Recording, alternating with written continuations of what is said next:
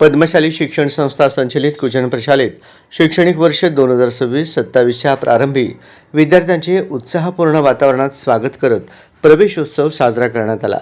या कार्यक्रमासाठी पद्मशाली शिक्षण संस्थेचे विश्वस्त व शालेय समितीचे अध्यक्ष विजयकुमार गुल्लापल्ली यांची प्रमुख उपस्थिती होती। नवीन प्रवेश घेतलेल्या विद्यार्थ्यांचे गुलाब पुष्प देऊन टाळ्यांच्या गजरात व आनंदी वातावरणात स्वागत करण्यात आले।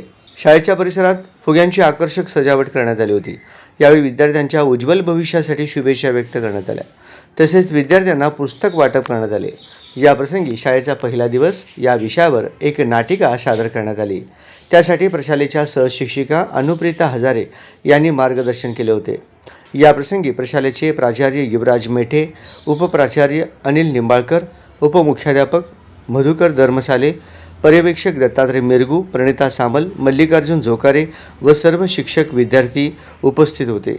कार्यक्रमाचे सूत्रसंचालन व आभार प्रदर्शन रुपाली क्षीरसागर यांनी केले।